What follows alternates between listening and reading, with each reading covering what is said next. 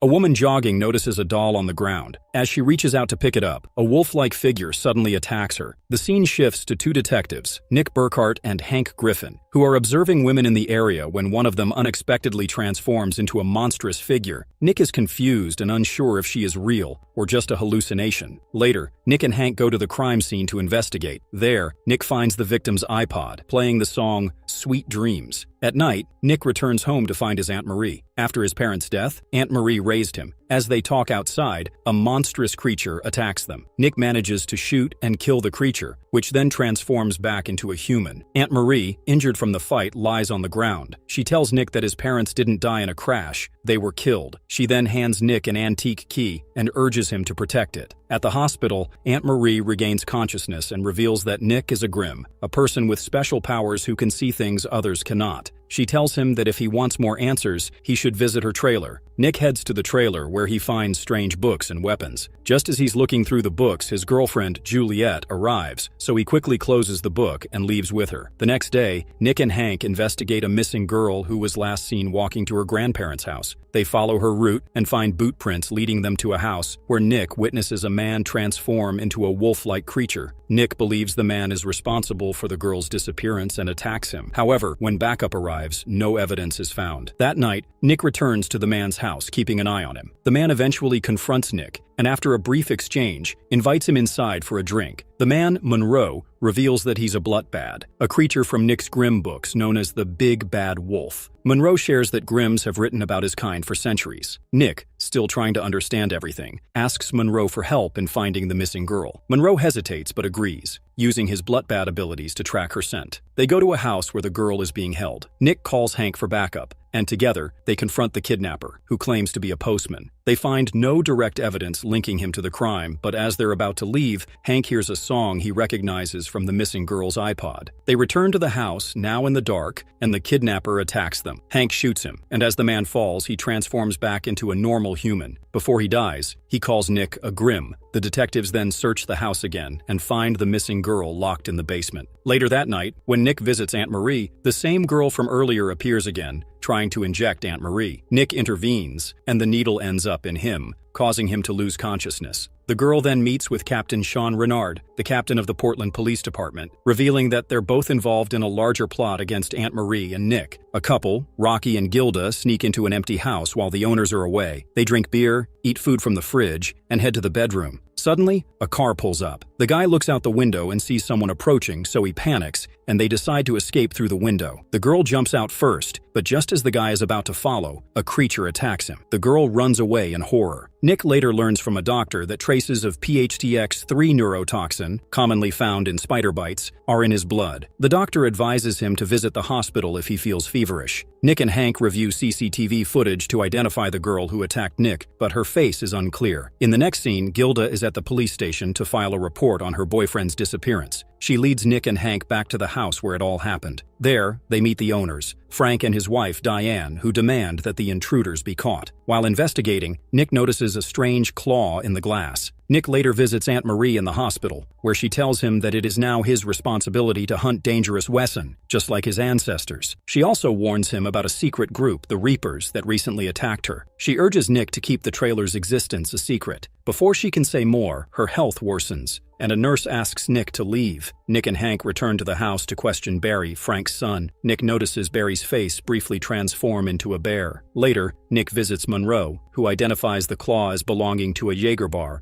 a Wesen that uses the claws during a Rohats ritual, where they hunt prey as the sun sets. Gilda, angry and armed with a gun, arrives at Diane's house and asks her about Rocky. That's when Barry attacks her. Nick goes to Frank and warns him that Barry plans to kill Rocky during the ritual. They rush to a cave, but Rocky and Gilda have already escaped. In the jungle, Frank tries to stop Barry, but Diane accidentally triggers one of Barry's traps and gets severely injured. The medical team takes her to the hospital and the police arrest Barry and his accomplices. Later, Aunt Marie is attacked in the hospital and Nick arrives just in time, but he is unable to save her. She dies in his arms. The final scene shows Nick at her grave, unaware that a creature watches him from behind the bushes. People board a tram, including a sharply dressed woman and a man carrying a suspiciously large duffel bag. Tension builds as the man reaches inside, but instead of pulling out a weapon, he surprises everyone by taking out a stereo. Suddenly, YMCA starts blasting and the tram erupts into an unexpected flash mob. The driver and regular passengers are left confused, but when the tram stops and empties, the driver discovers the sharply dressed woman lying dead on the floor. Nick and Hank arrive at the scene to investigate. The woman's body is swollen, leading Sergeant Wu to suggest anaphylactic shock. He mentions a recent incident where a dog was attacked by a swarm of bees in the park. Nick notices a small puncture wound behind the woman's ear. Later, the medical examiner, Dr. Harper, confirms that Serena, the victim, died from an abnormally high dose of bee venom, classifying her death as a homicide. At Serena's law firm, her sudden death leaves her coworkers and boss shocked. In the next scene, Nick and Hank consult a beekeeper to learn more about the venom. The beekeeper reveals that the venom is artificially harvested, but raises suspicion by providing an alibi without being asked. Surveillance footage from the tram doesn't reveal much, but a few witnesses from the flash mob come forward. One of them, Doug, acts suspiciously, refusing to show his phone during questioning. When pressed, Doug transforms briefly into an insect-like weasel, confirming Nick's suspicion that this case involves the weasel world. Nick and Hank follow Doug to an abandoned paper mill. There, they spot him meeting with another man and a woman, exchanging mysterious items. Suddenly, a swarm of bees attacks, forcing Nick and Hank to take cover. After the attack, the detectives link the mill to Melissa Wincroft, a woman whose business was destroyed in a lawsuit led by Serena and her colleagues.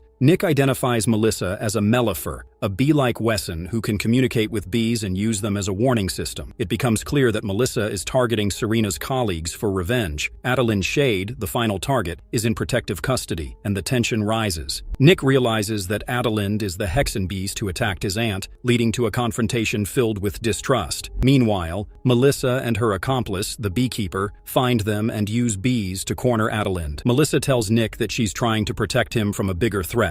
In the final showdown, Melissa warns Nick about his fate as a grimm and the danger ahead. When she threatens Hank, Nick is forced to act, and Melissa is shot. As she dies, the bees also die. Her last words about Nick's destiny unsettle him. Back at home, Nick thinks about everything that's happening and knows Melissa's warning is serious. Just then, a lone bee stings him, a sign that the danger isn't over.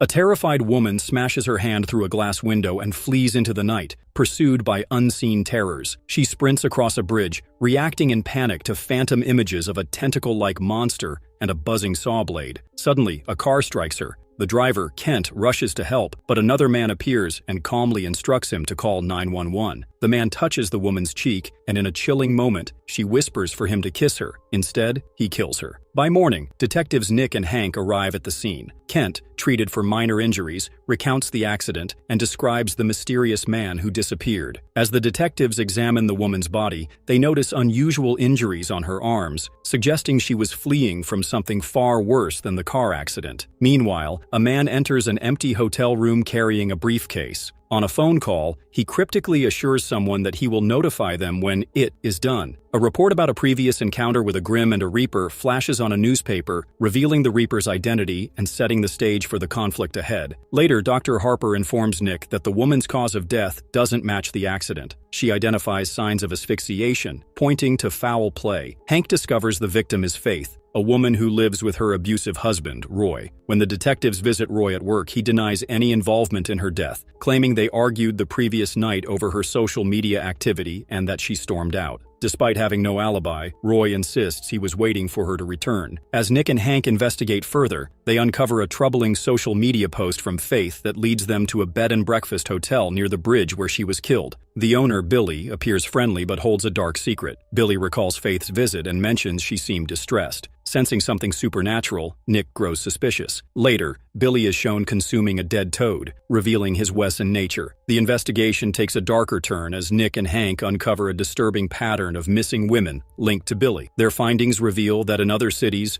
women have been found alive but pregnant, kept in isolation, and subjected to gas attacks. While staking out Billy's house, Hank notices a recently repaired window where Faith likely injured herself. Inside, he hears muffled cries and discovers women trapped in cages, moments before they are exposed to gas. Nick asks Monroe for help to track Billy, a Wesson who uses supernatural charm to control his victims. Meanwhile, Captain Renard confronts the Reaper, cutting off his ear and warning him to stay away. When Nick and Monroe locate Billy's house, they rescue Hank and the captive women from the gas-filled basement. Billy tries to escape with another victim, leading to a dramatic chase. Though Billy is struck by a car, he uses his powers to trap a paramedic, giving himself a chance to flee. The final scene underscores that, even in captivity, Billy remains a dangerous and ongoing threat. At a quiet dockyard, rats move over a dead bird. The calm is disrupted by loud music from a nearby rave. The crowd cheers for DJ Wretched Cat, who appears wearing a glowing pink cat head, intensifying the dark and mysterious atmosphere. Meanwhile,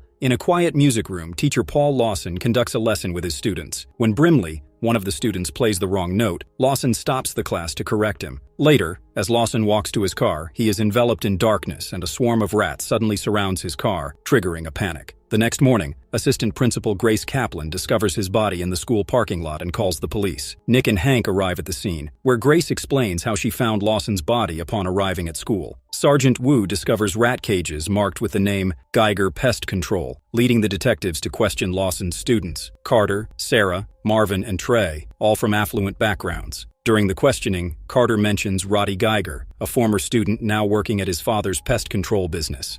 The detectives visit Geiger Pest Control, where they find Roddy playing the violin, surrounded by caged rats. As Nick introduces himself, Roddy's father, Geiger, briefly reveals his true form as a Reinigen, a rat-like Wesen, and acts aggressively toward Nick. Roddy, frightened, runs away, but Nick manages to confront him and tries to earn his trust. Geiger accuses Carter and the other students of bullying Roddy and reveals they stole rat cages from the business. Roddy eventually opens up to Nick about his passion for playing the violin and the mistreatment he endures. He admits to being DJ Wretched Cat, but provides an alibi that Wu confirms, as he knows Roddy from the Portland rave scene. Further investigation reveals that Lawson suffered a heart attack triggered by the rats, but the rats were not the direct cause of his death. Fibers found in a rat's stomach match a blanket from an expensive car, linking Lawson's death to Carter and his friends. As the investigation progresses, Sarah's mother accuses Roddy of harassing her daughter, but her dismissive and elitist attitude raises doubts about her claims. Later, Nick consults Monroe, who explains that Reinigen is usually peaceful unless provoked. Nick and Hank discover that Carter, Trey, and Marvin framed Roddy, leading to his expulsion from school. Driven by anger, Roddy uses his violin to summon a swarm of rats to a rave at an abandoned warehouse. Unaware of the danger, the rich kids attend the rave and are attacked by the rats. Sarah, conflicted between her loyalty to her friends and her feelings for Roddy, confronts Carter but ultimately follows the group inside. Nick and Hank arrive just in time to prevent the situation from escalating further, dispersing the rats and rescuing the students. However, Roddy escapes, leaving his fate uncertain. The episode ends with Nick thinking about how his grim identity pushes Wesen away, while Juliet quietly deals with the growing problems in their lives, suggesting more challenges ahead. In the night, we see a geodome house in the forest. Inside, Hap Lasser, caught between his love for food and efforts to stay healthy, amusingly works out with a vibrating exercise barbell. The barbell slips from his hands, flies out the window, and lands outside. When Hap goes to get it, his house explodes. He is shocked, but miraculously unharmed. The next morning, Nick and Hank investigate the explosion and question Hap. He is more upset about losing his stuff, especially his Xena Warrior Princess comic. When Nick asks if he has been making bombs, Hap gets angry, shifts into his Bloodbad form, and denies it. He also mentions his brother, Rolf, who died in a similar explosion, hinting at a dangerous pattern. At the station,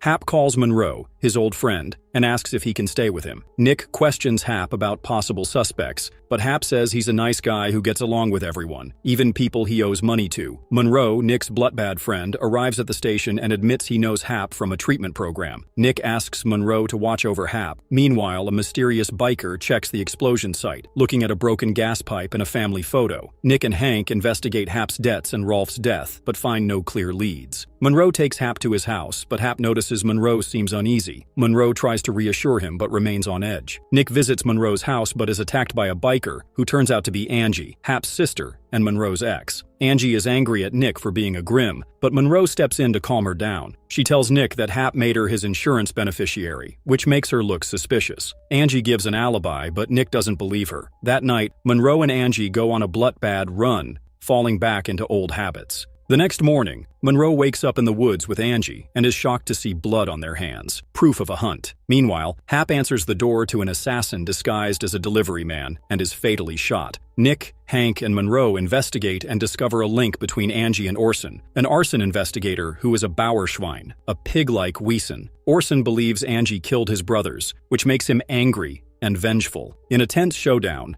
Nick faces Orson, but Angie shows up and attacks him. Nick shoots at her, but she manages to escape. In the end, Orson is linked to several crimes, and Monroe is left devastated by Hap's death and his complicated history with Angie. The final scene shows Monroe watching an old childhood photo of himself and Angie sharing a kiss. A couple, Dustin and Lauren, hike through the woods. They accidentally stumble upon a hidden drug crop and are captured by a gunman named Delmar, who takes them to his camp. Just as Delmar prepares to kill them, he hears a noise coming from the woods. When he steps away to investigate, he is attacked and killed by something unnatural. A vine wraps around his neck and strangles him as strange growls fill the forest. Dustin and Lauren watch the horrifying scene unfold, frozen in fear. The next morning, Nick and Hank arrive at the camp with other officers and DEA agents to investigate the drug crop. A DEA agent examines Delmar's body, noting his unnaturally twisted neck, and mentions that Delmar has been under investigation for 3 years. While inspecting the scene, Nick spots a single hair that doesn't belong to bald Delmar. Hank suspects someone else is involved. They also notice that Delmar's supplies have been raided, but the drugs are left untouched. Near Delmar's body, Nick spots another hair close to a broken sapling. While searching the area, Nick catches a glimpse of a supernatural creature. It looks like a young bloodbath, but before he can act, the creature, later revealed to be a teenage girl, runs off into the woods. Nick and Hank interview Dustin and Lauren, who explain their abduction and describe how the mysterious attacker saved their lives. Meanwhile, Delmar's brothers, Randall and Micah, arrive in town, furious and seeking revenge. At the morgue, they examine Delmar's body and angrily demand answers, certain there's more to his death than the police claim. As the investigation continues, Nick and Hank discover that the mysterious hair matches a case from 9 years earlier involving a missing girl named Holly Clark. Nick visits Monroe, who explains that Holly's bloodbath instincts likely helped her survive in the wild. Not knowing her true nature, Holly has been living in the woods all these years. Nick and Monroe search the forest and find Holly's treehouse. Inside, they see items she uses to survive, including a trunk labeled Addison. Hank and Wu dig into Holly's past and uncover evidence pointing to Jimmy Addison, a former neighbor, as her abductor. When the team confronts Addison, he tries to fight back but is quickly caught, proving he is guilty. At the same time, Randall and Micah kidnap Dustin, believing he knows what happened to Delmar. Their search leads them to Holly's treehouse, where they mistake Monroe for the person responsible for their brother's death. During the confrontation, a violent fight breaks out. Holly uses her supernatural abilities to stop one of the brothers, while Nick takes down the other. Holly is badly injured but finally remembers who she is. She is taken back to her mother, who has been waiting for her return for years.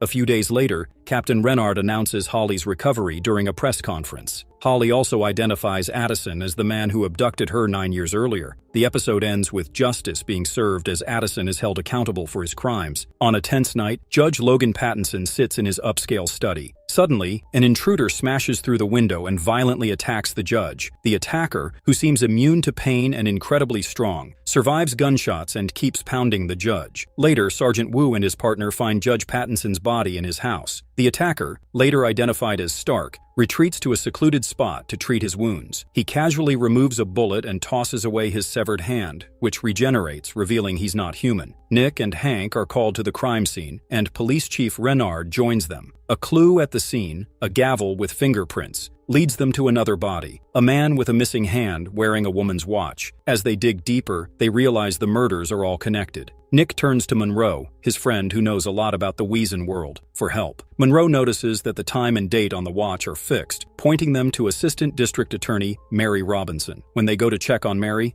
they find her dead, with her tongue cut out and placed on a scale. Hank puts it together. Judge Pattinson, Vince Chilton, and Mary Robinson were all involved in convicting Stark for murder years ago. Hank realizes he's next in line to be targeted and agrees to go into protective custody. While Hank is secured, Nick keeps investigating. Stark, hunting Hank, breaks into Nick's house and attacks him. During the fight, both Nick and Stark realize each other's true nature. Nick is a Grimm, and Stark is a Siegbarsta. Stark's strength almost defeats Nick, but Juliet saves him by throwing boiling water at Stark, forcing him to flee. Nick is badly hurt and rushed to the hospital. In the hospital, Monroe visits Nick and explains that Siegbarsta are nearly impossible to kill, except with specific weapons. Luckily, Nick has those weapons in Aunt Marie's trailer. Monroe goes to the trailer and picks up the weapon. Meanwhile, Hank feels guilty for Nick's injuries and decides to take action. He admits to Nick that he and Mary Robinson suppressed evidence during Stark's original trial to ensure his conviction. Determined to stop Stark, Hank agrees to set a trap. In the final showdown, Hank's gun gun is useless against Stark's resilience, but Monroe uses the special weapon to kill Stark, saving Hank and stopping the killing. In a tense moment in a parking garage, a man in a red shirt confronts another man, accusing him of something.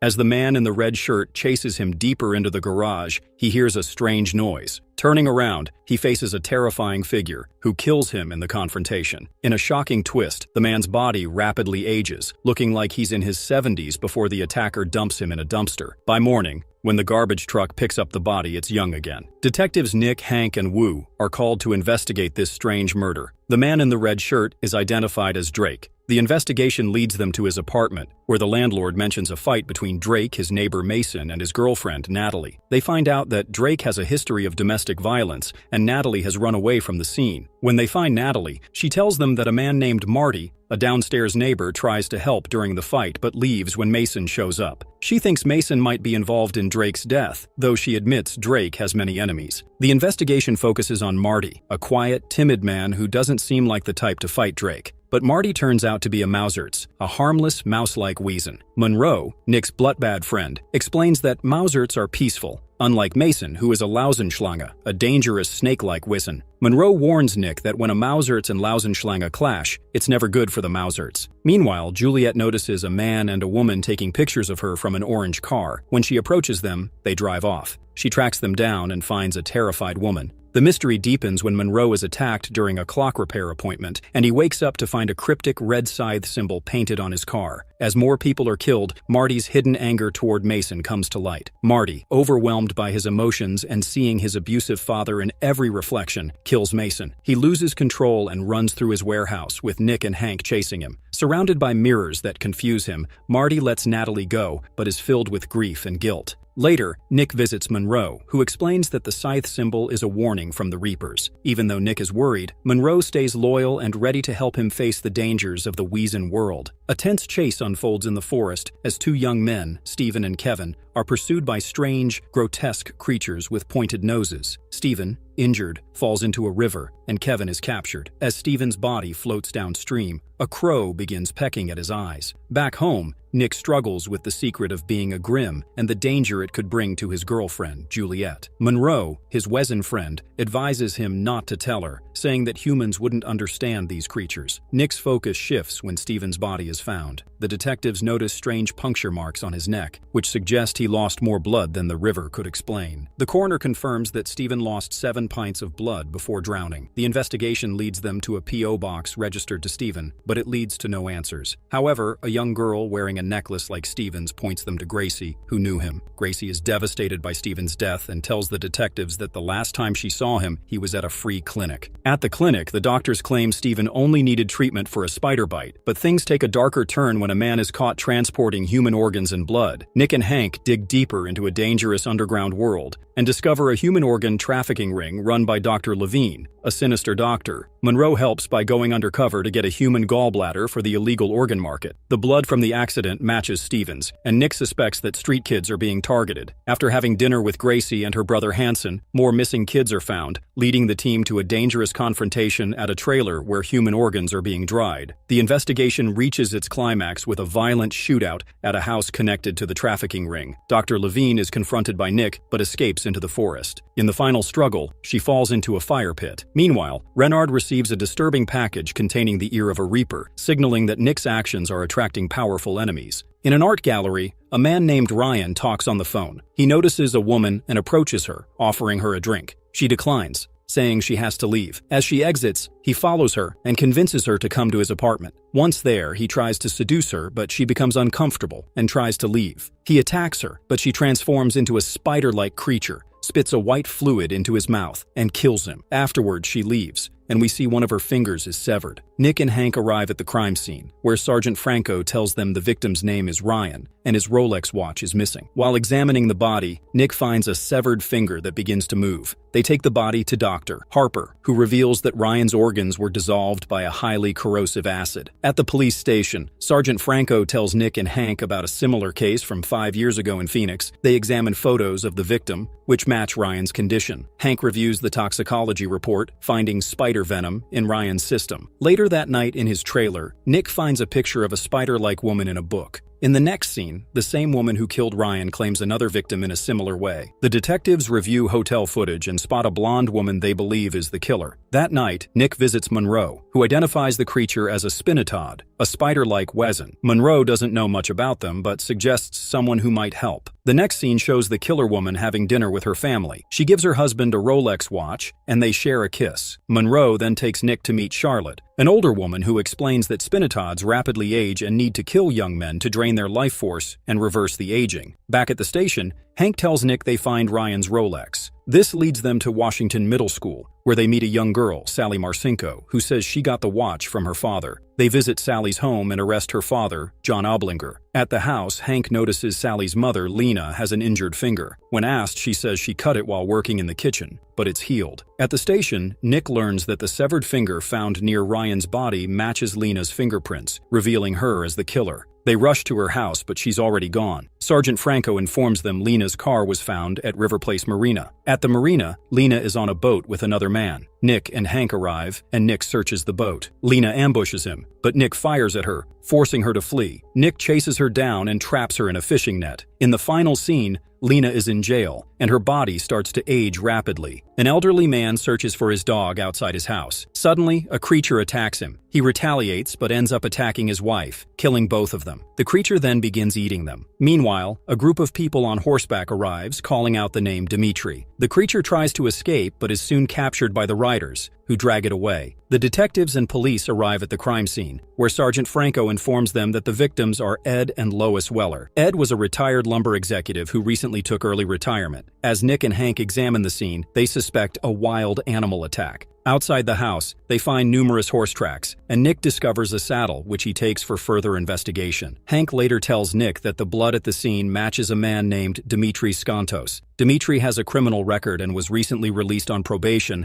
after serving a year for selling cocaine. Hank adds that Dimitri's parole officer, Leo Tamor, is waiting for them at his office. At Leo's office, Nick and Hank ask about Dimitri. Leo explains that Dimitri works for his uncle at a boxing gym. They visit the gym and meet Dimitri's uncle, Gus Pappas, who says he hasn't seen Dimitri in weeks. Gus points them to a man named Brian, who might know something. When Nick talks to Brian, he learns that Brian last saw Dimitri a few weeks ago at a party celebrating his parole. Brian takes Nick and Hank to Forest Park, where Dimitri and others often jog. While searching the park, Hank gets a call about Dimitri's abandoned car being found near a warehouse in Linton. At the warehouse, Nick spots a man and follows him. Inside, they find blood everywhere, along with strange symbols and ancient weapons. It becomes clear the warehouse is used as a fight club. Meanwhile, Captain Renard confronts Leo, warning him that these fights are getting out of control. He also notes that Dimitri wasn't on the approved list of participants and demands Leo ensure this doesn't happen again. Later, Nick visits the trailer and discovers weapons similar to those found in the warehouse. Monroe stops by, and Nick asks him about the Lowen Games. Monroe explains that these are brutal, illegal fights organized by Lowen, lion-like Wesen who enjoy bloodshed. They abduct innocent people and force them to fight to the death. Nick asks if such fights are still happening. Monroe isn't sure, but mentions someone who might know more. Monroe meets with a man named Solly, who gives him an address and tells him to be there by 6 p.m. Monroe informs Nick and heads to the location. While talking to Nick on the phone, a horse trailer approaches Monroe. Nick warns him to leave, but before he can, Monroe is attacked and kidnapped. Nick arrives at the scene of Monroe's kidnapping and encounters a man in a car. Nick forces the man to reveal Monroe's location. Meanwhile, it's revealed that Leo is the mastermind behind the fight club. Monroe is thrown into the ring and forced to fight a powerful opponent. Nick reaches the fight club and calls Hank, requesting backup. Seeing Leo, Nick demands Monroe's release, but Leo insists that the fights are to the death, and only one can survive. Nick offers to fight in Monroe's place. While the fight ensues, Renard meets with a priest at a church, discussing Leo and urging him to put an end to his activities. Back at the fight club, Hank arrives with backup, arresting everyone. In the final scene, Renard confronts Leo, accusing him of causing all the chaos and warning him of the consequences. Just then, a creature attacks and kills Leo. 3 men in a house prepare weapons for a robbery. Tension rises as 2 of them argue and reveal their Wesen forms, Shakal, jackal-like creatures. Their leader angrily intervenes, warning them to stop fighting or face death. The target is a jewelry store, where the elderly owner, Samuel Bertram, hides in a walk-in safe. He prioritizes securing a small box of coins over anything else. When the robbers break into the safe, they discover Bertram dead, and the coins are gone. Nick and Hank arrive at the scene to investigate. Hank shares a personal connection to the jeweler, mentioning that he had bought an engagement ring from him in the past. Wu reports that only coins were stolen, suggesting the robbery wasn't random. Meanwhile, the robbers grow increasingly frustrated when they realize the coins they wanted are missing. The leader accuses the others of hiding them and decides to return to the crime scene. Back at their house, the two remaining robbers are ambushed by a tall Steinadler, an eagle-like creature. The Steinadler manipulates them into shooting each other. The leader, now the sole survivor, revisits the jewelry store but still doesn't find the coins. Nick spots him shifting into his Shakal form and chases him, but the robber escapes. Security footage reveals the robber's car, and Wu tracks down its license plate. At their hideout, the leader confronts the Steinadler, revealed to be Farley Colt. The two have been searching for the coins for years. Farley warns the leader about the coin's dangerous power, explaining that it makes people act irrationally. During the autopsy, Harper finds the missing coins and notices one bears a swastika. She struggles to explain Bertram's death, as gold alone shouldn't have caused such a reaction. Despite Harper's warnings, Hank insists on taking the coins. Soon after, the robber's car is found outside the house. Hank's sudden aggression worries Nick, but they continue the investigation. Inside, they arrest Farley, but the last robber escapes. Hank's erratic behavior intensifies, and later, a patrolman is found dead at the scene. At the police station, Farley cooperates with Nick and explains the story of the coins of Zakynthos. Made in ancient Greece, the coins have been passed through different empires. They give their owners great charm and power, but also twist their thoughts and corrupt them. Farley warns Nick about the coins' danger, saying that only grimms can resist their effects. He also hints at a grimm's murder 18 years ago and mentions a woman raising her nephew, suggesting a connection to Nick's family. Meanwhile, Renard, now holding the coins, falls under their spell and begins to have grand and unrealistic ideas about himself. Soledad Marquesa, the escaped robber, threatens Harper to learn where the coins are. Nick later uncovers Farley's connection to Aunt Marie and learns Farley was once engaged to her and involved in the events surrounding Nick's parents' deaths. In a tense showdown, Nick, Hank, and Farley confront Marquesa as he tries to attack Renard. Marquesa is killed before revealing more about Nick's past. Farley escapes, but is later confronted by Nick in his hotel room. After a struggle, Nick retrieves the coins. Recognizing their danger, he locks them away in the weapons cupboard in his trailer. The episode ends with a reel found among Farley's belongings, showing Adolf Hitler as a Vasen, whose influence was amplified by the coins during his speeches. Two thieves break into a factory to steal copper, only to discover that someone else has already taken it. As they search the factory, they are attacked and burned alive by a Vasen resembling a dragon, known as a Demonfuhr. Shortly after, a badly burned man stumbles away from the scene, escaping on a rail cart. The next morning, Nick and Hank investigate the factory with arson investigator Jordan. The bodies of the thieves are burned with a substance similar to napalm, though no accelerant is found. The factory owner, Truman, explains that his copper has been targeted in multiple break-ins and that no security measures seem to work. Nick notices that the lock on the factory door looks melted, and Hank discovers oil on the ground, which is later identified as containing human lipids. Wu shares a witness statement about a burned man fleeing the scene, giving the team a lead. The burned man is revealed to be Fred Everhart, a former Desert Storm veteran and a demon fire. Fred later attacks Truman but escapes when the police arrive. During the encounter, Fred sprays Wu with his fiery, ketonic substance but stops short of killing him. Nick and Hank realize Fred is not only dangerous, but also a tragic figure, as his human form appears sickly and in pain. Nick tracks down Fred's daughter, Ariel, at a nightclub where she performs fire dances. Ariel, also a demon foyer, immediately recognizes Nick as a grimm. She teases him and refuses to say where her father is hiding. Following her, Nick discovers her home filled with copper fixtures and signs of fire purging. Ariel kisses him provocatively, but their encounter is interrupted by a call from Juliet,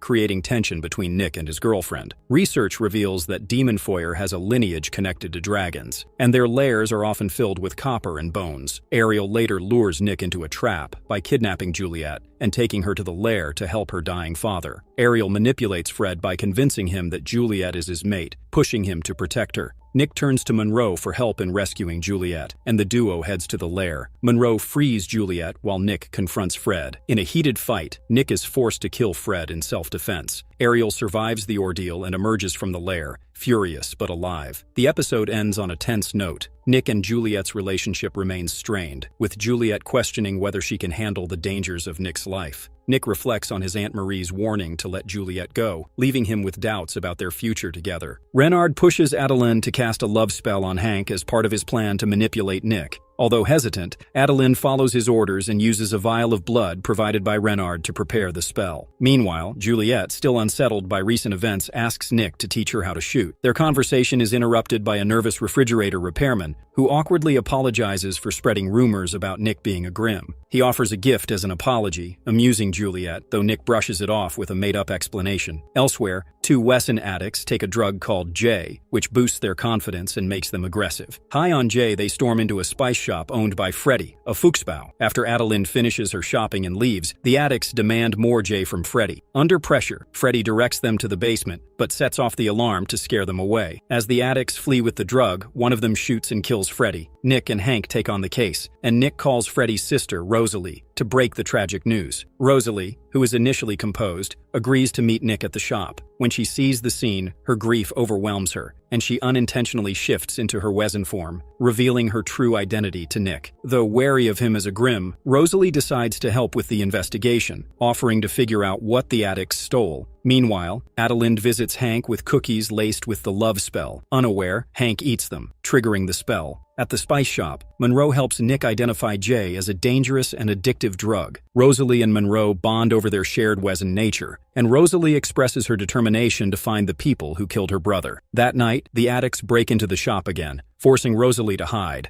She escapes and calls Nick, identifying the attackers as Scallengek. Preferring Wesson protection, she asks for Monroe's help instead of involving human officers. Meanwhile, Hank starts experiencing vivid hallucinations of Adeline, showing the spell is working. The next day, Rosalie and Monroe work together at the shop and grow closer. Nick and Hank track down the addicts, but Hank's visions of Adeline distract him, allowing the suspects to escape. Later, Monroe and Rosalie save Wu, who accidentally consumes a dangerous substance from the shop and has a severe allergic reaction. Rosalie quickly makes an antidote, sharing her own past struggles with addiction in the process. Nick and Monroe lead a raid on a Wesson crack house and, with Rosalie's help, capture the addicts. Grateful for her assistance, Monroe offers to support Rosalie as she decides to keep Freddy's spice shop open temporarily. The episode wraps up with Juliet impressing Nick at the gun range, while Hank dreams obsessively about Adeline, showing the love spell's growing hold on him. At the police station, Nick asks Hank about managing tasks and ensuring everything is in order. He confides in Hank about his plan to propose to Juliet during their upcoming weekend getaway, but admits he's nervous she might say no. Hank avoids answering Nick's concerns, and Nick's motivations for proposing remain unclear given their recent relationship struggles. Meanwhile, Robin, a Wesson called a Seltenvogel, hides in the woods near Whispering Pines where Nick and Juliet are headed. She's trying to escape Tim, a Klaustreich who controls and abuses her. At the station, Hank, still under Adeline's spell, obsessively tracks her using police resources. Wu, also affected by the spell's side effects,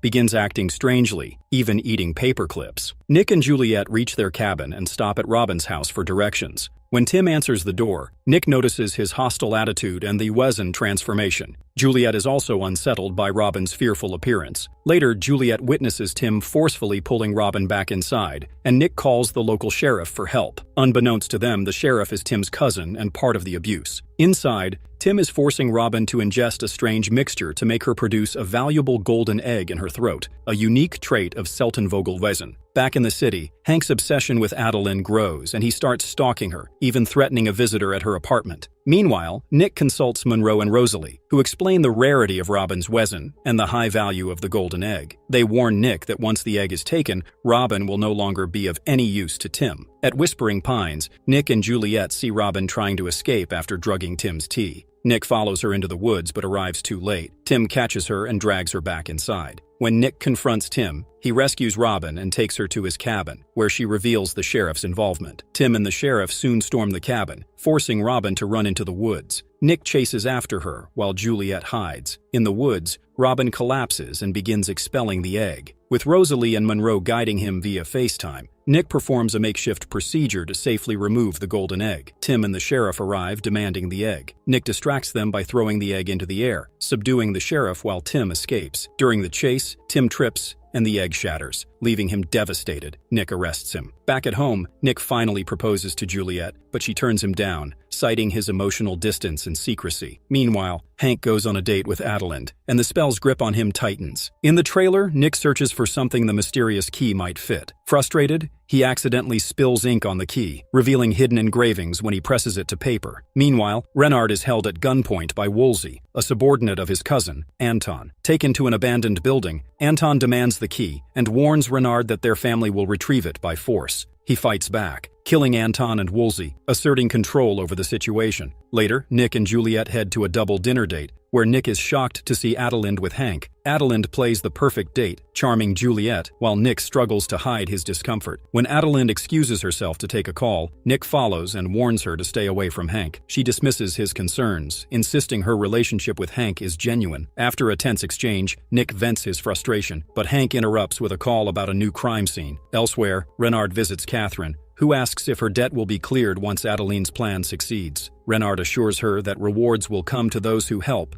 but warns against failure. Meanwhile, Hank begins showing obsessive behavior due to Adelind's spell, and Wu, still affected by his earlier exposure to the potion, continues eating non-food items. At the crime scene, Nick and Hank find the bodies of Anton and Woolsey. Nick suspects a third person was involved, but Renard seems unfazed when they report their findings. Later, Renard discreetly alters the evidence, swapping the SIM card from a cell phone to erase any trace of his involvement. Nick grows more concerned about Adelind's hold on Hank and talks to Monroe and Rosalie. They suspect a potion is involved, identifying it as Death for Love, a dangerous brew that creates obsessive behavior before killing the victim. Rosalie starts working on an antidote, but warns that if Hank and Adalind have slept together, breaking the spell will be nearly impossible. When Nick tries to warn Hank, it's already too late. Hank and Adalind have spent the night together. Later, Adalind calls Nick, demanding the key in exchange for Hank's life. Rosalie reveals that the only way to break the blood-based spell is with Grimm's blood. At a park meeting, Nick confronts Adalind, goading her into attacking him. During the fight, she ingests his blood, breaking the spell. The curse on Hank is lifted, but Adalind loses her Hexenbist powers and becomes fully human. Feeling defeated, she runs away. At her mother's house, Catherine and Renard scold Adalind for failing. Renard realizes that Nick's smarts could be useful to them. Meanwhile, Nick figures out the engravings on the key, which appear to be part of a map. Nick spends the night in Aunt Marie's trailer, writing about his encounters with Wesen in the Grimm diaries. He's tired but keeps going, reflecting on his recent experiences with Tim,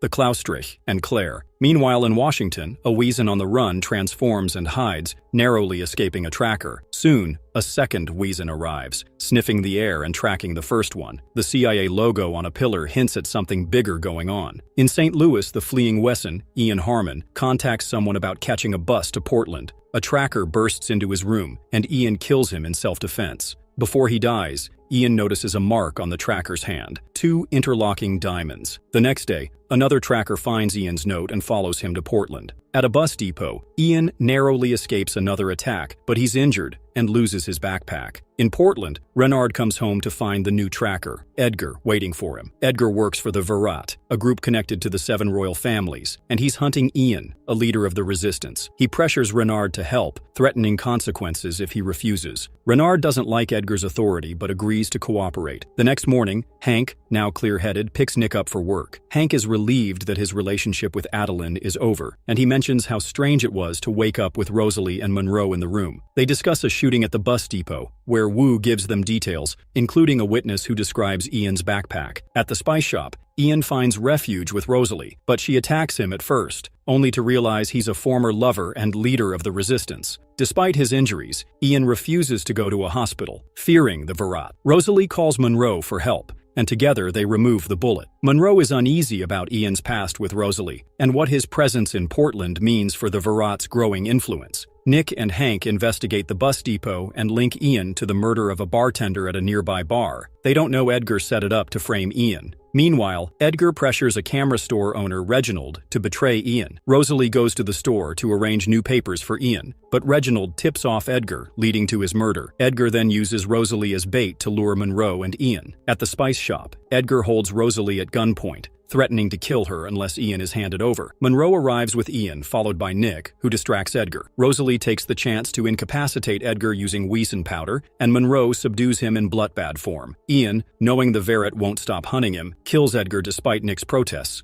To protect Rosalie and Monroe, Nick pretends to arrest Ian but secretly frees him at the bus depot. Renard, inspecting Edgar's body, warns Nick that Ian's survival is uncertain as the world is on the brink of war, orchestrated by the 7 royal families. Nick examines the weapons in his cupboard, feeling overwhelmed by their deadly potential. Wanting to improve his combat skills, he meets Monroe in the woods for a training session. While they practice, Monroe teases Nick about how little he knows about his grimm abilities, but the session is also a chance for them to bond. Meanwhile, at a construction site under a bridge, Robert, an Eisbiber, refuses to pay protection money to Sal, a Haslick troll Wiesen. In retaliation, Sal drowns Robert in a vat of cement. Arnold, a construction worker, witnesses the murder and narrowly escapes when Sal spots him. That night, Arnold seeks refuge with his fellow Eisbiber, John, and tells him what happened. However, Arnold is too scared to come forward, worried about Sal's wrath and the Haslich's control over their community. The next morning, Nick and Hank investigate Robert's murder. They trace the 911 call to Arnold, but find his home empty. Nick recognizes Arnold in a photo with Bud, the refrigerator repairman, and another Eisbiber he's met. Nick visits Bud, who explains that Eisbibers often pays the Haslick to avoid conflict, and warns that Sal controls all bridge construction in Portland.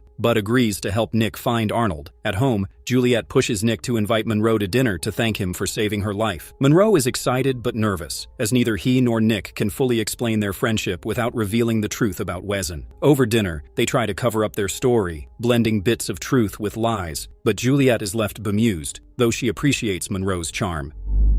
Meanwhile, Bud convinces Arnold to bring his story to the Eisbiber Lodge, where the community votes on whether he should testify. Despite Bud's efforts and Nick's encouragement, the lodge votes against it, fearing retaliation from the Haslick. Disappointed, Nick leaves but thanks Bud for trying. Later, inspired by Bud's bravery, Arnold decides to testify and turns himself in at the station. When Sal learns of Arnold's decision, he contacts 2 Reapers, deadly enforcers who hunt Grimms. The Reapers threaten Sal into luring Nick to his club, but Sal is arrested before their plan can unfold. As Nick drives Arnold to safety, the Reapers ambush him. Bud and John warn Nick, who leads the Reapers to a secluded spot. Armed with his grimm weapons, Nick fights the Reapers, killing one when he accidentally decapitates the other. Nick uses a hemlock-tipped arrow to take down the second Reaper. Nick calls Monroe for help, and together, they dispose of the bodies. To send a message to the Reapers, they box up the severed heads and ship them to Germany with a note that reads, "Next time, send your best." The senior Reaper in Mannheim receives the package and realizes Nick is no ordinary grimm.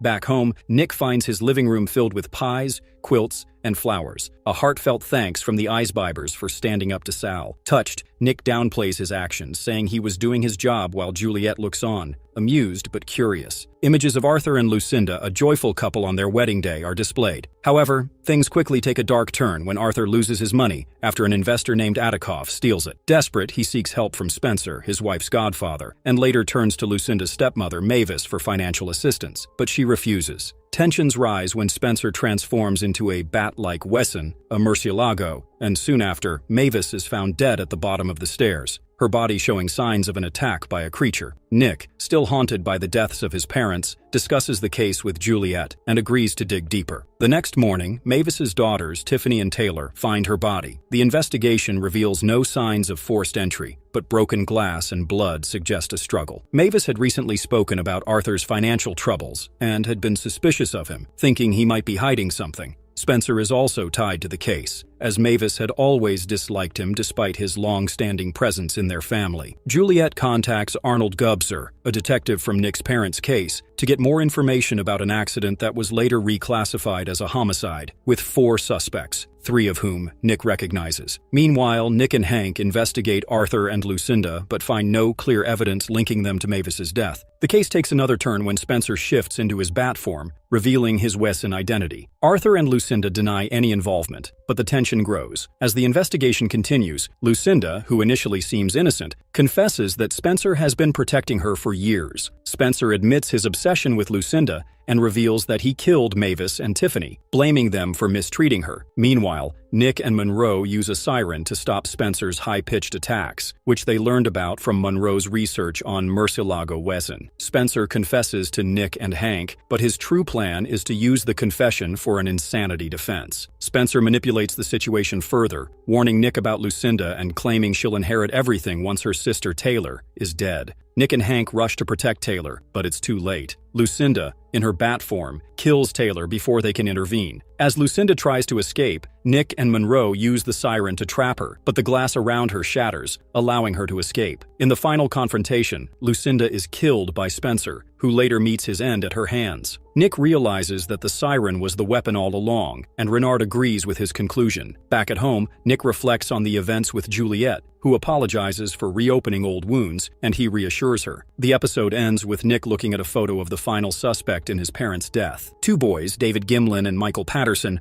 wander through the jungle in search of Bigfoot. Suddenly, they are attacked and killed. In the next scene, a man named Tom spots a wounded horse in front of his house. He calls Juliet and asks her to come and examine the injured horse. After inspecting the horse's wounds, Juliet says that it looks like a large animal attacked it. The two of them head toward the jungle and discover the dead bodies of the boys. Juliet calls Nick and tells him that she has found a body. Nick arrives with Hank and other officers at the crime scene, where they find a camera. A girl appears from the bushes, crying, and says that Bigfoot killed the two boys. They watch the footage from the camera and see that the killer is wearing a red shirt. Monroe is asleep at home when he hears a noise downstairs. He goes to check and finds his old friend, Larry McKenzie, who turns out to be a wilderman. Larry is badly injured, and Monroe immediately calls Nick, telling him about Larry and asking him to come over. Nick arrives quickly. Monroe explains that Larry is a calm guy and couldn't have killed anyone. He tells Nick that Larry has been attending therapy sessions with Konstantin Brinkerhoff, who is a therapist for Wesson. While they are talking, Monroe catches the scent of search dogs coming toward his house. To keep them away, Monroe wears Larry's shirt and runs into the jungle. As he shifts into his Wesson form, the dogs become frightened and run away. In his Wesson form, Monroe collides with Hank, who is shocked to see him. Monroe goes back home, and just then Larry starts acting strangely. He pulls out a pump from his neck, and then his breathing stops and he dies. Nick and Monroe take Larry's body and the pump to the jungle. In the next scene, Nick confronts Brinkerhoff and asks about Larry. He explains that Larry had been struggling with impulse control. Nick then gets a call from Hank, who tells him that they have found the killer's body in the jungle. An inspector finds a pump with a serial number on it. Nick tells him to track the manufacturer. Meanwhile, Juliet runs a test on the injured horse's hair in the lab. Renard informs the media that they've found the killer's body and that there's no longer a threat. Later that night, two men are drinking beer when one of them steps away to pee. A man named Alan Evercroft attacks him, killing him, and then moves to the other man to kill him as well. However, the second man stabs Alan with a metal rod, killing him. The next morning, Nick and Hank arrive at the crime scene and begin their investigation. They notice that the injuries on the victim are the same as those on Larry's body. Meanwhile, Monroe meets with his old friend, who reveals that Larry had been visiting Brinkerhoff along with two other men, Alan Evercroft and Dan Murray. Monroe tells Nick what his friend shared, and Nick tells him that Alan Evercroft was killed last night. He also mentions that Evercroft had the same type of pump in his body as Larry did. Monroe tries calling Dan Murray, but his brother answers the phone and says that Dan died 2 days ago after climbing out of a window. At the station, Wu tells them that Dr. Brinkerhoff had ordered these pumps 3 months ago. Dr. Brinkerhoff is in his office when Monroe confronts him, demanding to know what drugs he is giving to his patients. Brinkerhoff becomes angry and attacks Monroe. The police arrive, and Brinkerhoff breaks the window and storms off. He runs into a theater, and Nick and Hank follow him, searching for him everywhere. Brinkerhoff tries to attack Nick from behind, but Hank fires a shot, saving Nick's life. Brinkerhoff falls, and when Hank goes to check on him, he sees Brinkerhoff's face change. Hank is shocked by this scene. In the final scene, Nick is with Juliet, and she tells him that she ran a test on the horse's hair, but the results are inconclusive. She mentions that the DNA doesn't match any known species. Juliet admits that she is starting to believe in things like Bigfoot.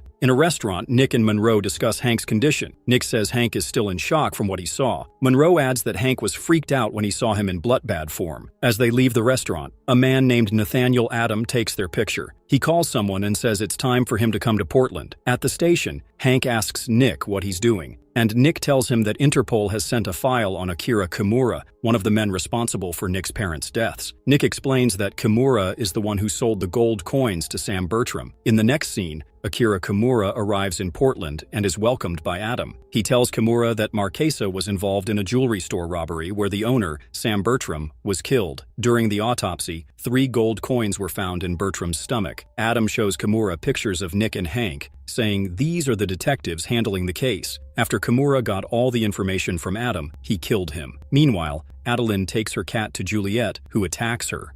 It's revealed that Adalind has cast a spell on the cat. Nick and Hank arrive at the crime scene where they find a coat with only a car key. They search the car and discover a camera, which contains photos of them. Captain Renard comes back to his apartment and finds it trashed. In the kitchen, he discovers his maid's dead body. Just then, Kimura attacks him and takes him hostage, demanding to know where the coins are, but Renard says he doesn't know. Nick, Hank, and other officers arrive, and Kimura flees. Nick tells Renard that Kimura is connected to a secret organization called Dragon's Tongue, which was founded in 1901. Nick then goes to Monroe and tells him about Kimura and how the photos were found on Kimura's private investigator's camera. That night, when Nick is with Juliet, she shows him the bandaged scratch on her hand. She explains that Adalind's cat scratched her. Nick insists that she needs to go to the hospital quickly because Adalind is no ordinary person. Juliet doesn't understand, so Nick takes her to Aunt Marie's trailer, where he shows her books and weapons and explains that he can see people in their true forms. Juliet thinks Nick is mentally disturbed and suggests he needs to see a psychiatrist. To prove his point, Nick takes her to Monroe's house and asks Monroe to transform into his bloodbad form in front of her. Before Monroe can transform, Juliet faints, and Nick rushes her to the hospital. Meanwhile, at Adam's place, a woman takes a picture of Nick and then leaves the room. Inspector Wu sees her and asks her to stop, but she attacks Wu and the other officers, and then escapes from there. At the hospital, Monroe tells Nick that to help Juliet, they need to find the cat that attacked her. They track down Adalind's cat, take it to Rosalie, and ask her to find a cure for Juliet. When Nick gets home, he finds the house has been messed up. He then sees Kimura coming down the stairs. Nick shoots at Kimura, and a fight breaks out. Just then, the woman arrives and kills Kimura. In the final scene, Nick calls her Mom, and that's how Season 1 ends.